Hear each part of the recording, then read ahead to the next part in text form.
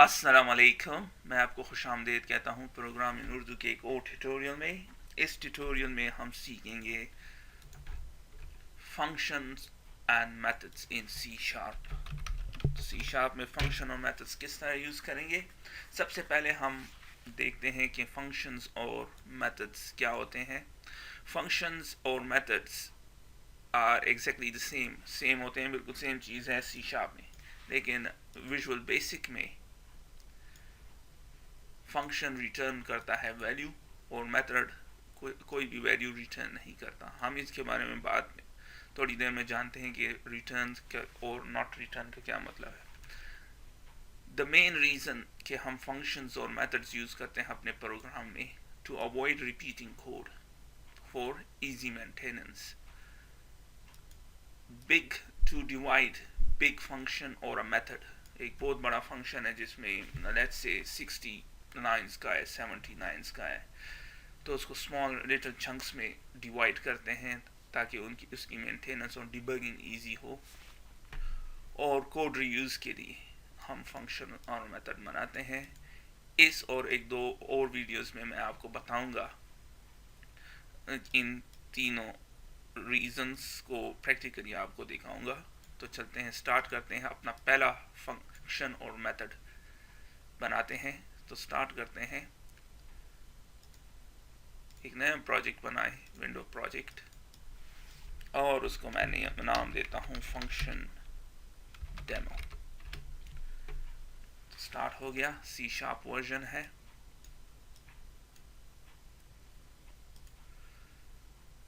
Resize करते हैं इसको ज़रा, ये हो गया। हम एक सिंपल फंक्शन बनाते हैं। इस बटन के लिए शो मैसेज इसका नाम होगा।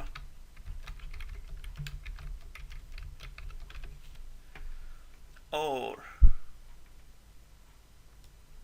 शो मैसेज इसमें टेक्स्ट प्रॉपर्टी इसकी डिफाइन करते हैं। जब हम इस पर क्लिक करेंगे ये हमें एक मैसेज शो करेगा, सही। और हम एक और बटन भी यहाँ पे लगाते हैं।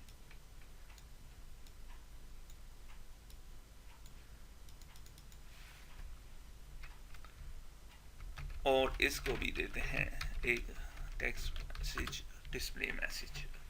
अब हम जब इस पे क्लिक करेंगे और इस पे क्लिक करेंगे, सेम मैसेज आना चाहिए। ये एक इजी प्रोग्राम है, लेकिन आप समझ जाएंगे कि मकसद क्या है मेथड और फंक्शन यूज़ करने का। जब क्लिक कर दें यहाँ पे और इसको कह दें मैसेज बॉक्स डॉट शो। क्या शो करो? Welcome to programming simple. एक मैसेज हमने शो करना है, वेलकम मैसेज। और message box dot button dot okay और message box icon dot information, सही। इसको बड़ा करते हैं, देयर वी गो, हो गया।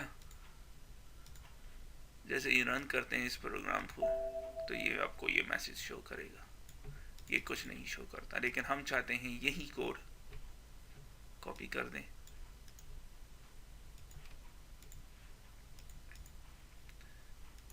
इधर पे भी हम डाल दें और अब रन कर दें।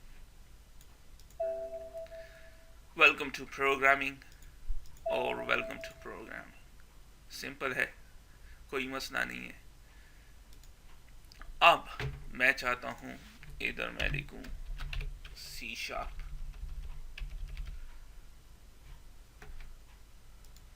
ये मुझे मैसेज शो करे सी शार्प का, तो सी शार्प का शो किया, लेकिन इसमें नहीं किया। तो हमें इसमें भी करना पड़ेगा।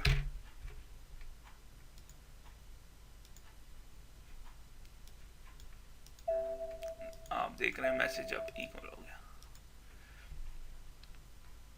अब सबसे पहले बात हमने की थी कि मेन रीज़न है मेथड्स ऑफ फंक्शन का कि avoid repeating code for easy maintenance. आपने देखा जब हमने एक में चेंज किया तो फिर हमें दूसरे में भी चेंज करना पड़ा।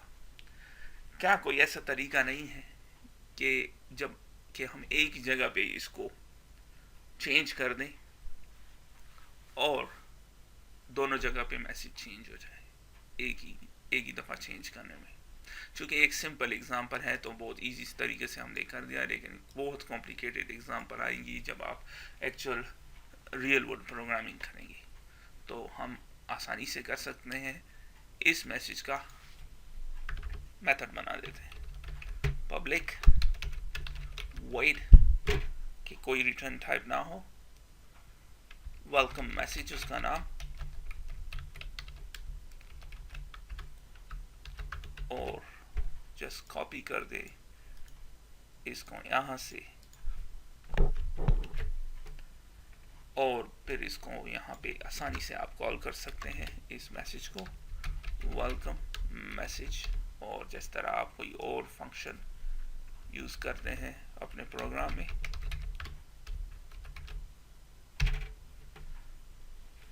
तो सेव कर दें, अब रन कर दें, अब सेम होगा। आप देख रहे हैं एक चीज। अब मैं इसको चेंज करता हूं इन .NET। अब हम एक दफा हमने चेंज किया और जब हम रन करेंगे तो ये पहला वाली कंडीशन हमने अवॉइड कर दिया, avoid repeating code for easy maintenance, जैसे कि आप देख रहे हैं। तो ये हुआ आपका एक पहला फंक्शन मेथड जिसमें आपने एक वेलकम मैसेज दिया और फिर उसको कॉल किया अपने इवेंट्स में। अब मूव होते हैं नेक्स्ट चीज की तरफ, और वो है फंक्शन विद पैरामीटर्स। तो अब हम इसको पैरामीटर्स देंगे। पैरामीटर्स ये हैं कि हमारे पास ये एक वेलकम मैसेज है। अब एक और मेथड हम बनाते हैं, वो भी वेलकम मैसेज होगा। इस दफा हम इसको एक स्ट्रिंग देंगे, लैंग्वेज नेम, और इस दफा ये सेम चीज होगी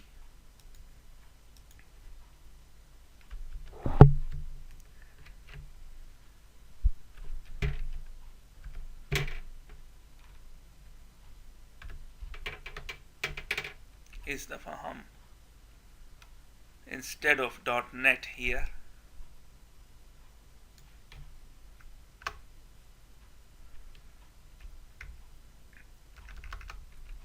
welcome message,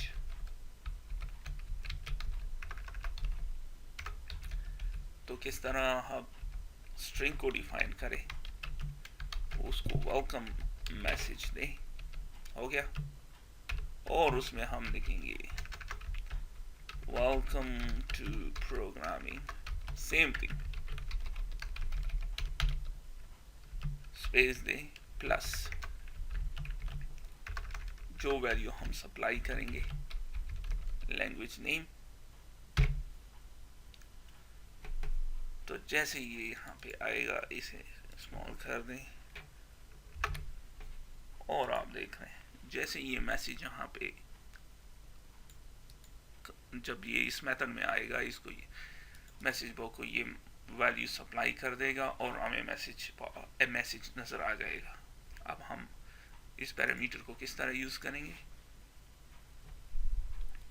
चूंकि स्ट्रिंग है, C#, दूसरा VB,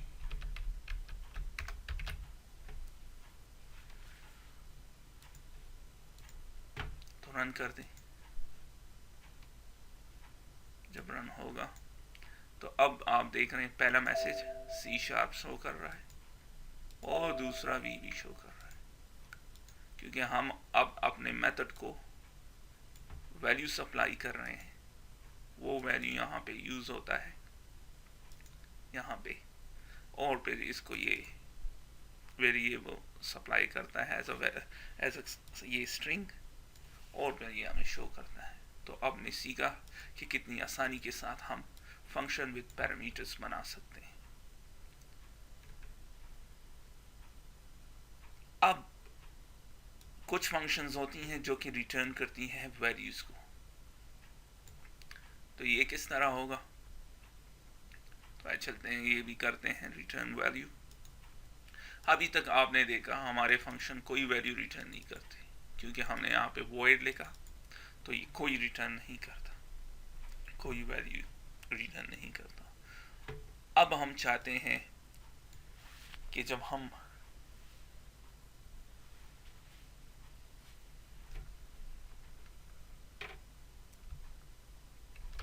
ये बटन क्लिक कर दें, यहाँ पे मैं 1 और फिर एक दूसरा नंबर 2 और फिर तीसरा नंबर C, और यहाँ पे हम एक 2 वैल्यू सप्लाई की अपने फंक्शन को, और उसने इसका रिटर्न हमें सप्लाई करेंगे, और फिर हम ये यूज़ करेंगे अपने message box dot show C equal to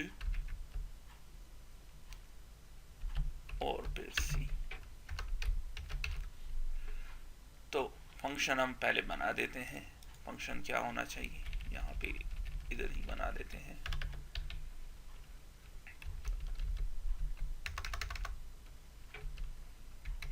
public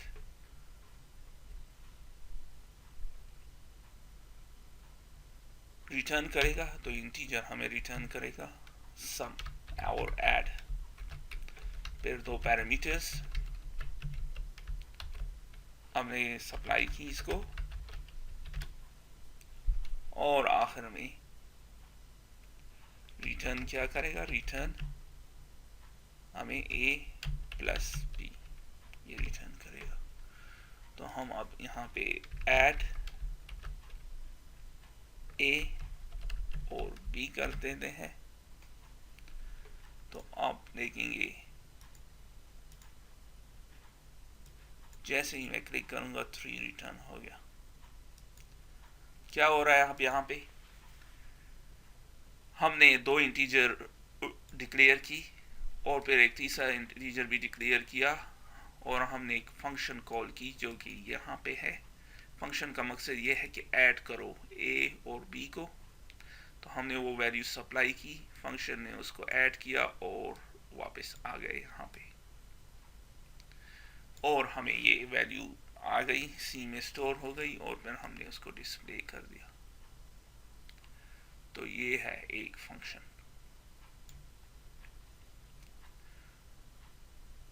with parameters और रिटर्निंग वैल्यूज।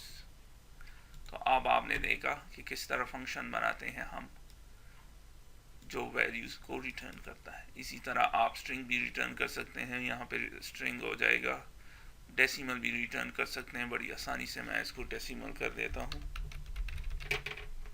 और इसे भी डेसिमल कर देता हूँ, डेसिमल और डेसिमल, और ये भी डेसिमल हो जाएंगे, जैसे कि आप देख रहे हैं, और 0.5 और 0.2। अब रन कर दें और अब आपको नो कह रहे m यूज करें इसके साथ, ये ओल्ड C का फंक्शनैलिटी है। और अब जब हम रन करेंगे तो ये आपको 3.7 शो कर रहा है, जैसे कि इसको शो करना चाहिए।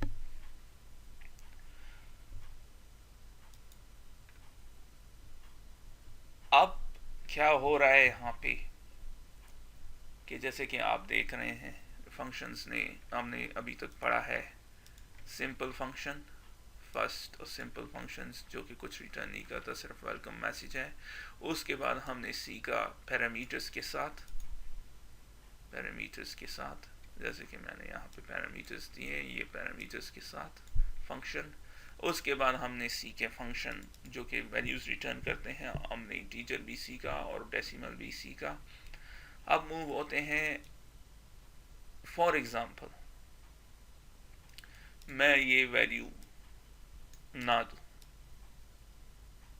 बी जस्ट डिक्लेयर कर दूं और कोई चीज़ बी के लिए ना दूं, तो यहाँ पे हम ऑप्शनल पैरामीटर्स भी ऐड कर सकते हैं, जैसे कि ये है फंक्शन विद ऑप्शनल पैरामीटर्स, जैसे कि आप देख रहे हैं।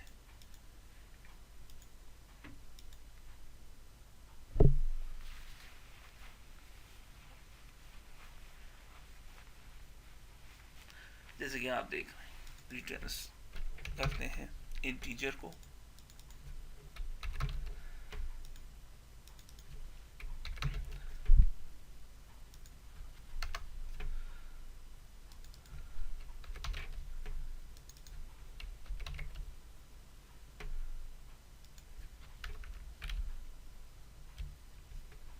और इसको भी इंटीजर कर दें, जैसे कि आप देख रहे हैं इंटीजर है।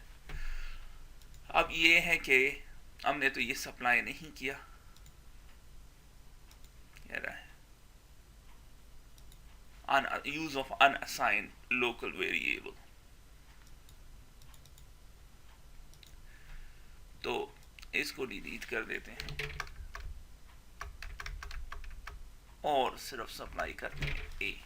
अब सेम फंक्शन है, लेकिन चूंकि हमने ऑप्शनल पैरामीटर्स दिया हुआ है। ऑप्शनल पैरामीटर कब होता है? जब हम एक और पैरामीटर देते हैं, अगर तो सप्लाई करते हैं तो ठीक है, अगर नहीं सप्लाई करते हैं तो बाय डिफ़ॉल्ट वो एक वैल्यू हमने उसको दी है वो यूज़ कर देगा। अब जब ये इसमें आएगा तो हमारे लिए क्या रिजल्ट होगा? 1।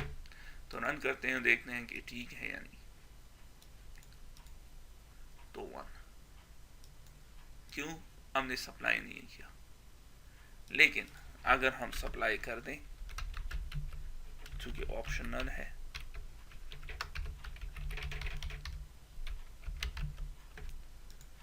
तो अब हमें क्या रिटर्न करेगा? 3, जैसे आप देख रहे हैं।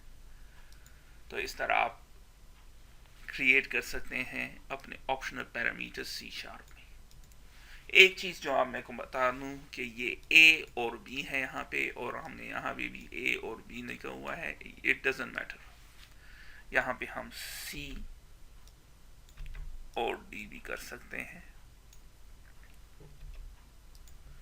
और फिर इसको यहाँ पे C और D भी कर सकते हैं, इट डजंट मैटर।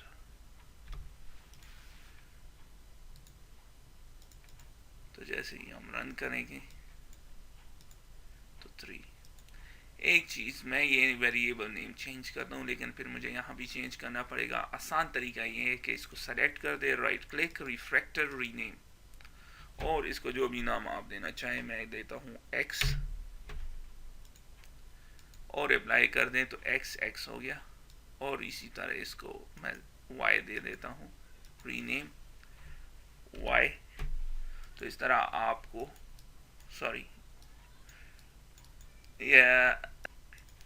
तो आप बड़ी आसानी के साथ, अगेन उसी तरीके से आप आसानी के साथ इसको कर सकते हैं। अब रन कर दें तो वही 3 आपको नजर आएगा। तो इस तरह आपने सीखा कि हम कितनी आसानी के साथ डिफरेंट किस्म के फंक्शंस अपने प्रोग्राम में यूज़ कर सकते हैं। फंक्शन विद सिंपल फंक्शन जो कि कोई वैल्यू रिटर्न नहीं करता, फिर फंक्शन विद पैरामीटर स्टिल कोई वैल्यू रिटर्न नहीं करता। ये है इसका एग्जांपल, void।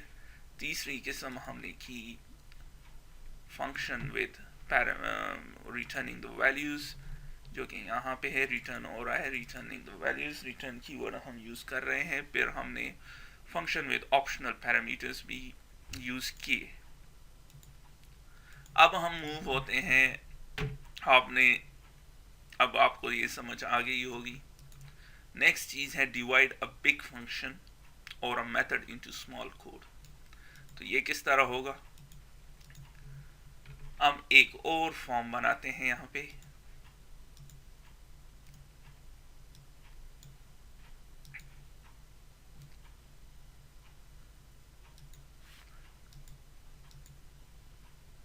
वेब फॉर्म, और इसको नाम देते हैं फॉर्म 2। और ये हमारा फॉर्म है, और हम इसमें एक इंश्योरेंस, स्मॉल सा इंश्योरेंस एप्लीकेशन बनाते हैं। तो किस तरह बनेगा? Calculate insurance.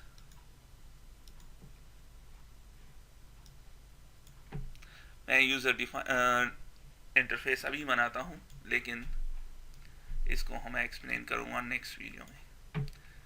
तो लेबल, इंश्योरेंस की कुछ पैरामीटर्स होती हैं, और टेक्स्ट बॉक्स।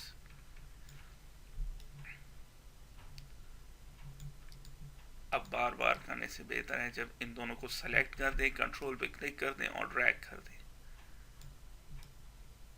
एक और, एक और एक और। तो सबसे पहले चीज जो है, इससे हम पूछेंगे कि इसका एज क्या है।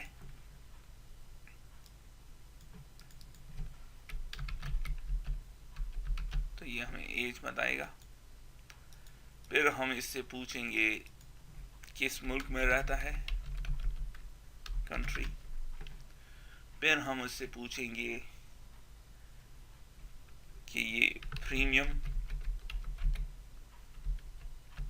इंश्योरेंस लेना चाहता है कि नहीं।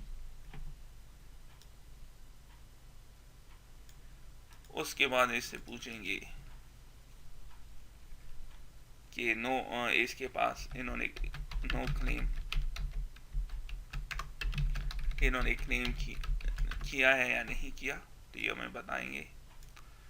और आखिर में हम इनसे पूछेंगे सिक कवर, कि अगर ये ट्रैवल इंश्योरेंस में सिक हो गए तो क्या होगा। तो एज के लिए तो हम इसी को रहने देते हैं। कंट्री के लिए हम यूज करते हैं ड्रॉप डाउन।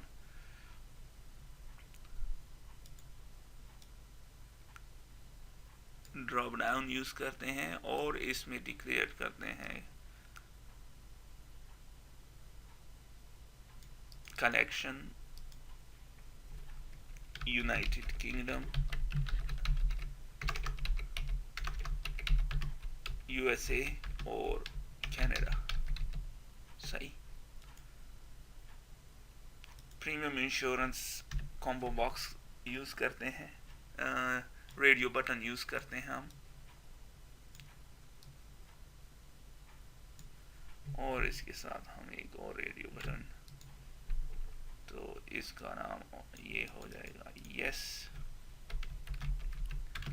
और ये हो जाएगा नो। प्रीमियम इंश्योरेंस चाहिए या स्टैंडर्ड इंश्योरेंस चाहिए। अगर नो है, नो क्लेम डिस्काउंट्स हैं, तो इसी को नीचे ले आए। और अगर सिक कवर चाहते हैं तो इसी को नीचे भी ले आए।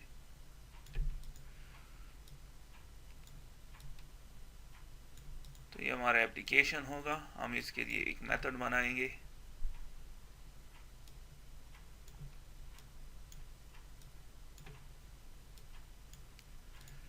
Calculate insurance.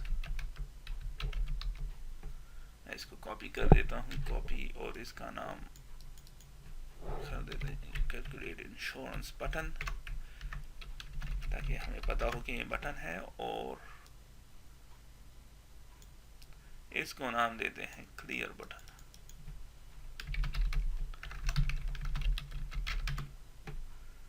और ये टेक्स्ट प्रॉपर्टी हो जाएगी clear.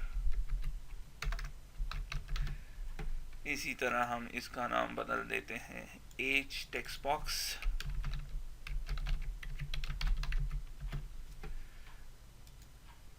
country combo box,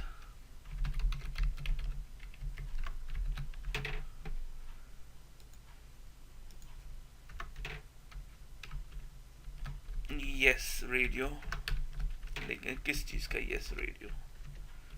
premium insurance का yes रेडियो, और इसी को कॉपी कर देते हैं प्रीमियम इंश्योरेंस का नो, ताकि हमें आसानी हो अपने कमेंट को रेफरेंस करने की। इसी तरह no claim discount yes radio, और नो क्लेम डिस्काउंट